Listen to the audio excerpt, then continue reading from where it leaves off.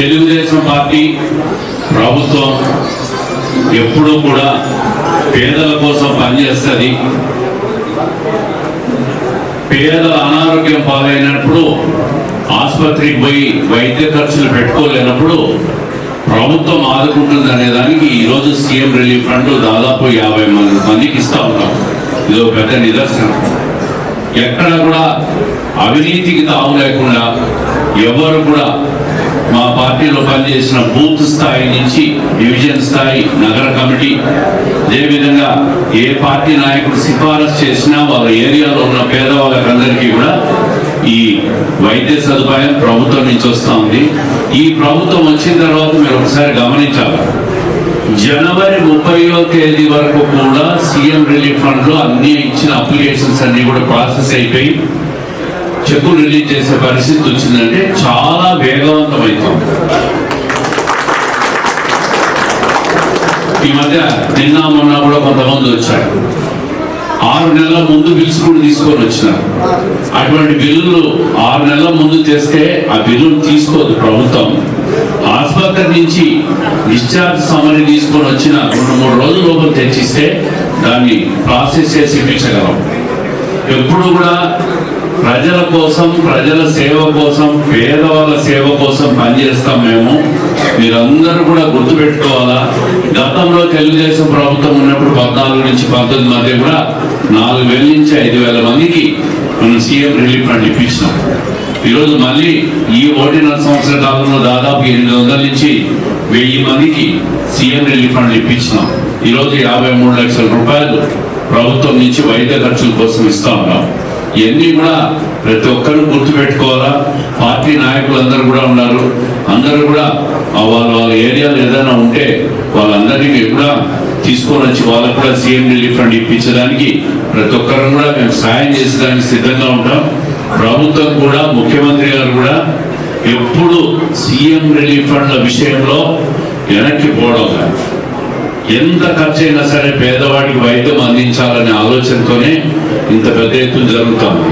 గత ప్రభుత్వంలో మీరు చూస్తే ఈరోజు బిల్లు సబ్మిట్ చేసే సంవత్సరానికి కూడా చెక్కులు రాని పరిస్థితి, దాంట్లో కూడా రకరకాల అవినీతి కార్యక్రమాలు జరిగినాయి.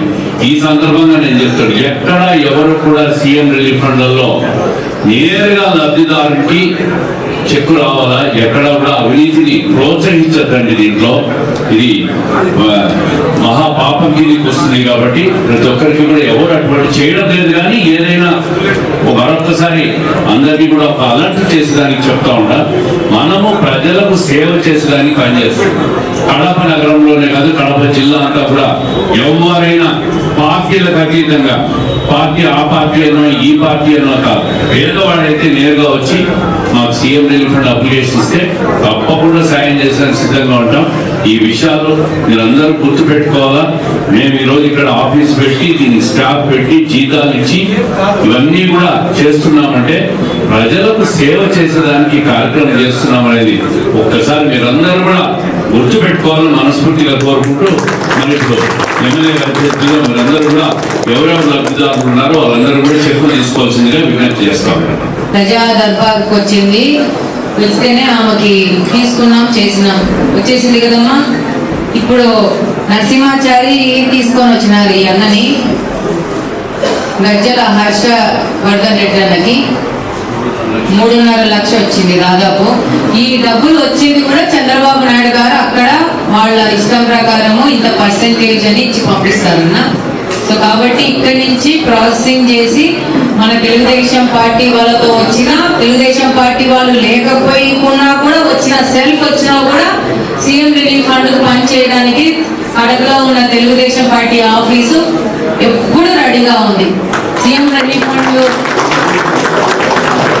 ఎవరు సీఎం రిలీఫ్ ఫండ్ వచ్చినా ఫస్ట్ ఆ సంతకం అయితే పెట్టేస్తాం. దాన్ని అయితే ఆపట్లేదు. ఇందాక లక్ష్మి వచ్చింది, నేను లోపలికి పోతుంటే సీఎం రిలీఫ్ ఫండ్ పేపర్ తీసుకొచ్చినా నాకు కానింది, ఫస్ట్ అది ఫినిష్ చేస్తాను. మీరు అందరు గుర్తు పెట్టుకోవాల్సి ఉంటుంది.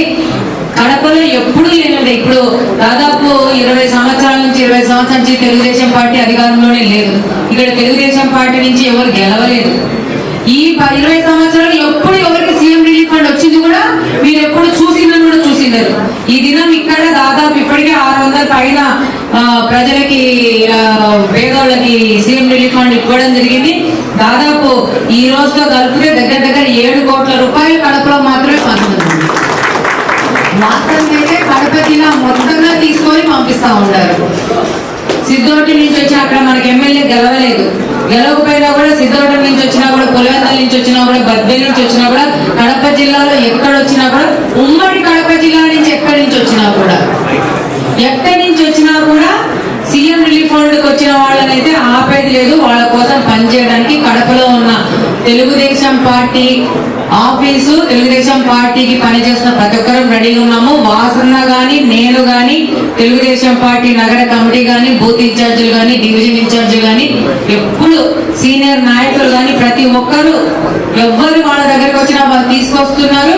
ఎవరు తీసుకురాకపోయినా ఇండివిజువల్ గా ఎవరు సెల్ఫ్ వచ్చేసి మాకు సీఎం రిలీఫ్ ఫండ్ కావాలన్నా కూడా వాళ్ళకు కూడా మేము పలికి చేస్తున్నాం. మీరు అందరూ గుర్తు పెట్టుకోవాల్సి ఉంటుంది. దీన్ని మనం కంటిన్యూగా పెట్టుకునే విధంగా కడప మారాల్సిన అవసరం ఉంటుంది. ఇన్ని రోజులు ఉన్నారు, 10 ఏళ్ళు ఉన్నాం అన్న వాళ్ళు ఒక్కరికి కూడా సీఎం ఫండ్ రిలీఫ్ ఫండ్ ఇవ్వడం కాకుండా సీఎం రిలీఫ్ ఫండ్ వస్తే నీకెంత నాకెంత అని బేరాలు చేసుకునే దుర్దిన స్థితిలో ఈ కడప నియోజకవర్గం ఉండేది. కానీ మార్పు ప్రజల నుంచి రావాలా, ఎవరు పని చేస్తున్నారని. సర్వదా కడప ప్రజల కోసము, డెవలప్మెంట్ కోసము, ప్రజల క్షేమం కోసము పనిచేయడానికి ఎప్పుడు రెడీగా ఉన్నాం. అనవసరంగా గొడవల్లోకి, కాన్ఫ్లిక్ట్ లోకి పోవడానికి మాత్రము మేమైతే సిద్ధంగా లేము. మీరందరూ న్యూస్ చూస్తుంటారు, ప్రతి ఒక్కరు చూస్తుంటారు. అనవసరపు రాబిడ్లలోకి, ఇద్దరు మనుషుల మధ్య ఉన్న గొడవల్లోకి దిగే ఉద్దేశమే లేదు. దానికోసం కోర్టులు ఉన్నాయి, పోలీస్ స్టేషన్లు ఉన్నాయి, అక్కడ పోయి పంచాయతీ చేసుకోవచ్చు. ఇక్కడ మాత్రం అట్లాంటివి జరగవు. ఇక్కడ ఓన్లీ జరిగేది అంటే ప్రజలకు ఏ విధమైన ఆర్థిక సాయము ప్రభుత్వం దగ్గర నుంచి వచ్చే పథకాలను వాళ్ళ వరకు తీసుకుపోవడము, కడప నియోజకవర్గంలో వేయాల్సిన రోడ్లు, కాలువలు, అభివృద్ధి పనుల కోసం మాత్రమే పనిచేయడం జరుగుతుంది. అలాగనే కడపలోని యువతకు ఉపాధి అవకాశాలు కల్పించడానికి వాళ్ళకి ఎక్కడెక్కడి నుంచి ఉన్నాయనేది దానికోసం ఒక జాబ్ మేళా అనేది పెట్టడము, దాని ప్రకారం పనిచేయడం తప్పితే ఇట్లాంటి పాత వాళ్ళు ఎమ్మెల్యేలు చేసిన పంచాయతీలని మనం చెయ్యం ఇక్కడి నుంచి.